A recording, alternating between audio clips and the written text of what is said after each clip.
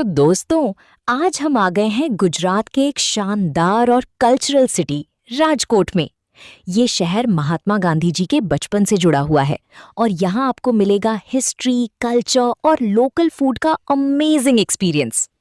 इस वीडियो में हम एक्सप्लोर करेंगे काबा गांधीनो डेलो, वॉटसन म्यूजियम, आजी डैम और राजकोट के फेमस प्लेसेस। साथ ही आपको मिलेंगे बजट टिप्स और लोकल एक्सपीरियंसेस। तो वीडियो को एंड तक जरूर देखना क्योंकि ये होने वाला है एक इंटरेस्टिंग और informative journey. Mahatma Gandhi museum Rajkot के सबसे महत्वपूर्ण और आधुनिक संग्रहालय यानी म्यूजियम में से एक है। ये पहले अल्फ्रेड हाई स्कूल हुआ करता था, जहां महात्मा गांधी ने अपनी शिक्षा प्राप्त की थी। इसे अब एक वर्ल्ड क्लास म्यूजियम में बदल दिया गया है, जो उनके जीवन और संदेशों को दर्शाता है। की एग्जिबिट्स।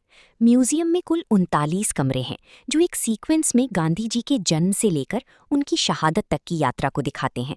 यहाँ पर 3D projection, audio visual presentations और इंटरैक्टिव डिस्प्लेस का उपयोग किया गया है, जो इसे काफ़ी हाईटेक और दिलचस्प बनाते हैं। Light and sound show. Museum का सबसे बड़ा आकर्षण इसका लाइट और साउंड शो है, जो शाम को लगभग 7 PM या 7:30 PM के आसपास होता है। इस शो में गांधी जी के जीवन, संघर्ष और उनके आदर्शों को बहुत ही भव्य तरीके से दिखाया जाता है। काबा गांधीनो डेलो राजकोट की एक बहुत ही महत्वपूर्ण ऐतिहासिक इमारत है। ये वही घर है जहां महात्मा गांधी ने अपने बचपन का काफी समय बिताया था। इस स्थल की मुख्य बातें नीचे दी गई हैं। इतिहास। ये महात्मा गांधी का पुश्तैनी घर है। जब उनके पिता करमचंद गांधी, जिन्हें काबा गांधी कहा जाता था, राजकोट के दीवान बनकर आए, तब उन्होंने ये घर बनवाया था। गांधी जी यहाँ लगभग 1881 से लेकर 1887 तक रहे थे। आर्किटेक्चर। ये घर एक पारंपरिक सौराष्ट्र स्टाइल में बना है। इसमें एक छोटा आंगन, कोर्टयार्ड है और कमरे उसकी चारों तरफ हैं। इसकी बनावट बहुत ही सादगी भरी और सुंदर है। संग्रहालय यानी म्यूजियम। अब इस घर को एक स्मारक और म्यूजियम में बदल दिया गया है। यहाँ गांधी जी के परिवार की पुरानी तस्वीरें, उनके द्वारा उपयोग की गई वस्तुएं और उनके जीवन से जुड़ी महत्वपूर्ण जानकारियां प्रदर्शित की गई हैं। लोकप्रियता।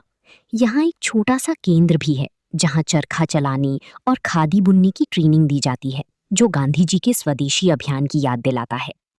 वॉटसन म्यूजियम राजकोट के सबसे पुराने और बेहतरीन संग्रहालयों में से एक है। ये जुबली गार्डन के शांत वातावरण में स्थित है और सौराष्ट्र के इतिहास को समझने के लिए सबसे अच्छी जगह मानी जाती है। इस म्यूजियम की मुख्य विशेषताएं नीचे दी गई हैं। ऐतिहासिक महत्व।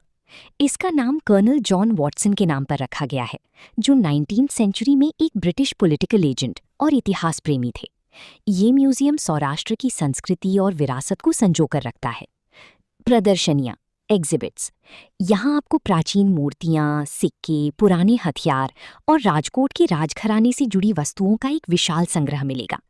यहाँ मोहनजोदाड़ो की खुदाई से मिली कुछ दुर्लभ वस्तुएं भी रखी गई हैं। वास्तुकला, आर्किटेक्चर।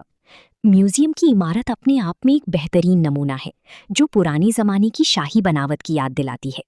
इसकी विशाल हॉल और ऊंची छतों पर की गई नक्काशी देखने लायक है। प्रद्युमन जूलॉजिकल पार्क राजकोट का एक प्रमुख वन्यजीव संग्रहालय है, जो लालपरी झील के पास एक विशाल क्षेत्र में फैला हुआ है। इसे अक्सर राजकोट जू के नाम से भी जाना जाता है और ये प्रकृति प्रेमियों के लिए एक बेहतरीन स्थल है। इस पार्क की मुख्य विशेषताएं नीचे दी गई हैं। वन्यजीव यानी वाइल्ड लाइफ। यहाँ आपको शेर, चीता, सफेद बाघ और विभिन्न प्रकार के हिरन देखने को मिलेंगे। यहाँ का लायन सफारी काफी लोकप्रिय है। पक्षी और जलचर। जू में एक विशाल एवियरी है, जहाँ देशी और विदेशी पक्षियों का अच्छा संग्रह है। साथ ही मगरमच्छ और कछुआ भी यहाँ देखे जा सकते हैं। वातावरण। ये पार्क काफी हरा भरा है और यहाँ घूमने के लिए लंबे पैदल रास्ते बने हैं। क्योंकि जू काफी बड़ा है, इसलिए बुजुर्गों और बच्चों के लिए यहाँ बैटरी ऑपरेटेड व्हीकल्स यानी गोल्फ कार्ट्स की सुविधा भी उपलब्ध है।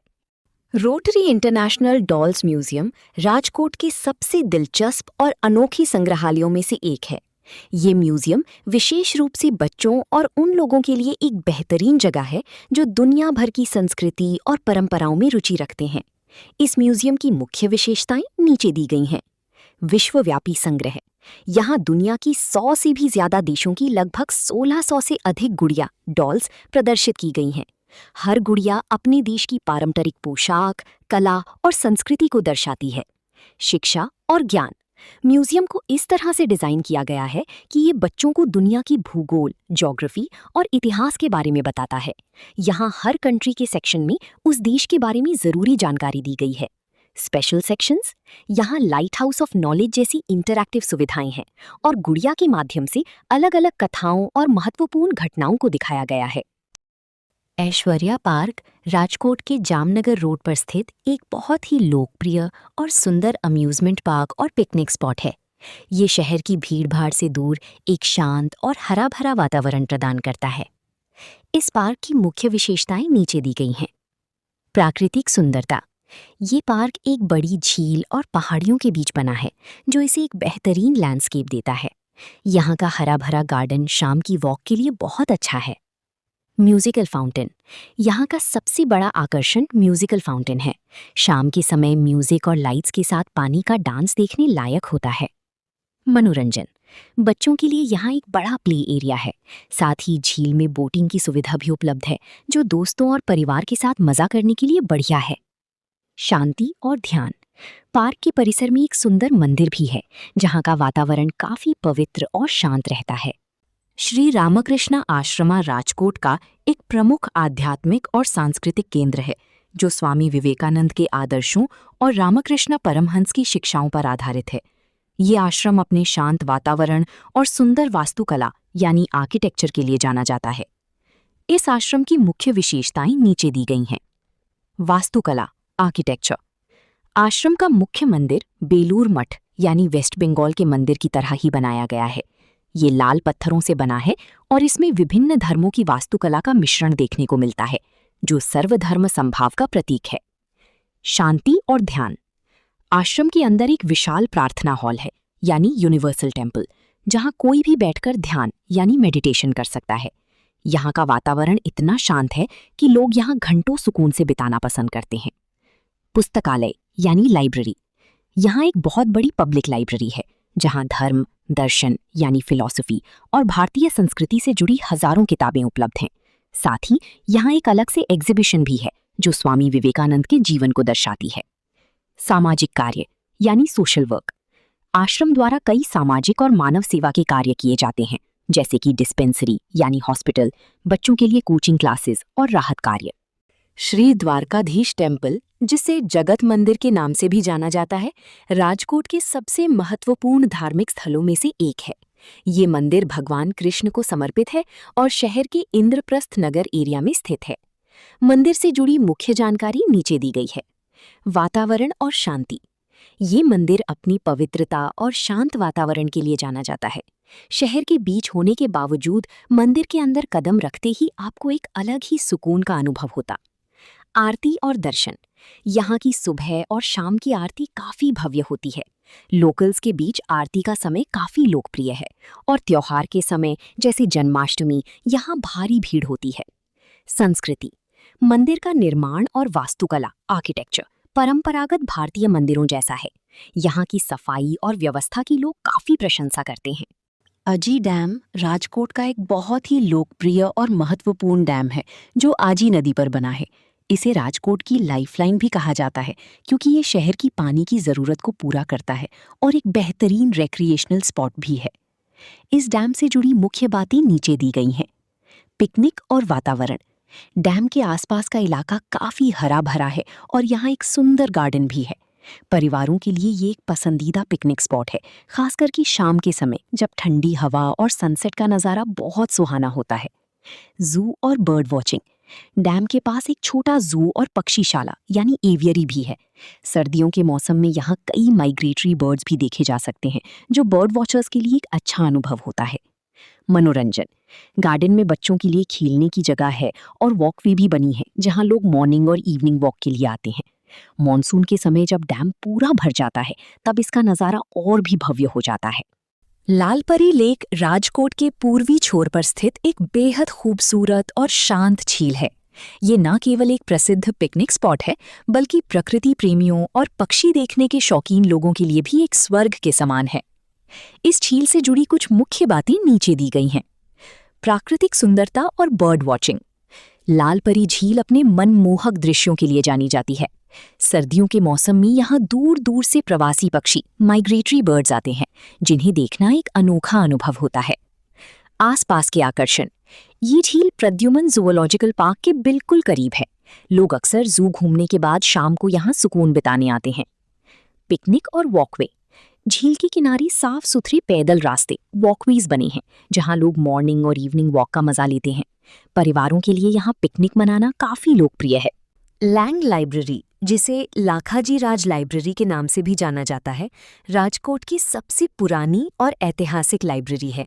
ये जुबली गार्डन के पास स्थित है और सौराष्ट्र के साहित्य यानी लिटरेचर का एक अनमोल खजाना है। इस लाइब्रेरी से जुड़ी मुख्य बातें नीचे दी गई हैं। ऐतिहासिक विरासत। इस लाइब्रेरी की स्थापना 1893 में हुई थी। इसकी इमारत विक्टोरियन आर्किटेक्चर का एक बेहतरीन नमूना है, जो लाल पत्थरों यानी रेड सैंडस्टोन से बनी है और देखने में काफ़ी शानदार लगती है। दुर्लभ संग्रह। यहाँ लगभग 1 लाख से भी ज़्यादा किताबों का संग्रह है। इसमें गुजराती लिटरेचर, इतिहास और पुरानी दुर्लभ यानी रेयर पांडुलिपियों यानी मैन्यूस्क्रिप्ट्स का बहुत बड़ा खजाना है, जो आपको कहीं और नहीं मिलेगा। वातावरण। लाइब्रेरी के अंदर का माहौल काफ़ी शांत और पुराने ज़माने की याद दिलाने वाला है। यहाँ की ऊंची छतें और लकड़ी के पुराने फर्नीचर पढ़ने वालों को एक अलग ही अनुभव देते हैं। रिसर्च के लिए बेस्ट। जो लोग सौराष्ट्र के इतिहास या गुजराती भाषा पर रिसर्च कर रहे हैं, उनके लिए ये एक स्वर्ग के समान है। यहाँ पुराने अखबारों और गैजेट्स का भी अच्छा कलेक्शन है। खंभालिदा रॉक केव्स, जिन्हें खंभालिदा केव्स भी कहा जाता है, राजकोट के पास स्थित एक महत्वपूर्ण प्राचीन बुद्धिस्ट स्थल है। ये गुफाएं लगभग 4th या 5th सेंचुरी एडी की मानी जाती हैं और इतिहास प्रेमियों के लिए एक अनमोल जगह हैं। इस स्थल की मुख्य विशेषताएं नीचे दी गई हैं। खोज और इतिहास। इन गुफाओं की खोज 1958 में प्रसिद्ध पुरातत्वविद आर्कियोलॉजिस्ट पीपी पांड्या द्वारा की गई थी। ये गुफाएं चूना पत्थर लाइमस्टोन की चट्टानों को काटकर बनाई गईं। मुख्य गुफा चैत्य। यहाँ कुल 3 गुफाएं हैं, जिनमें से बीच वाली गुफा सबसे महत्वपूर्ण है। इसे चैत्य कहा जाता है, जहाँ एक पुराना स्तूप स्थित है। बोधिसत्व की मूर्तियां। गुफा के प्रवेश द्वार पर 2 विशाल मूर्तियां हैं। एक तरफ अवलोकितेश्वरा और दूसरी तरफ वज्रपानी बोधिसत्व। इन मूर्तियों की नक्काशी और उनका आकार देखने लायक है, जो उस समय की बेहतरीन कला को दर्शाता है। वातावरण। ये जगह शहर की भीड़भाड़ से काफी दूर है और एक पहाड़ी इलाके में स्थित है। यहाँ का वातावरण काफी शांत और प्राकृतिक है, जो इसे मेडिटेशन के लिए भी एक अच्छी जगह बनाता है। फन वर्ल्ड राजकोट का एक बहुत ही लोकप्रिय अम्यूजमेंट पार्क है, जो बच्चों और बड़ों दोनों के लिए मनोरंजन का एक बेहतरीन केंद्र है। ये रेस कोर्स एरिया में स्थित है और दोस्तों या परिवार के साथ वक्त बिताने के लिए एक बेहतरीन जगह है। इस अम्यूजमेंट पार्क की मुख्य बातें नीचे दी गई हैं। राइड्स और अट्रैक्शंस। फन वर्ल्ड में कई तरह की एडवेंचरस और थ्रिलिंग राइड्स हैं, जैसे कि रोलर कोस्टर्स, जायंट व्हील्स और कैरोसेल्स। यहाँ बच्चों के लिए छोटे झूले और बड़ों के लिए एडवेंचरस राइड्स का अच्छा मिश्रण है। वातावरण और लोकेशन। ये पार्क रेस कोर्स ग्राउंड्स में स्थित होने के कारण काफी बड़ी और खुली जगह पर है। शाम के वक्त यहाँ की लाइटिंग और भीड़ इसे काफी जीवंत, लाइवली बनाती है। फूड और गेम्स।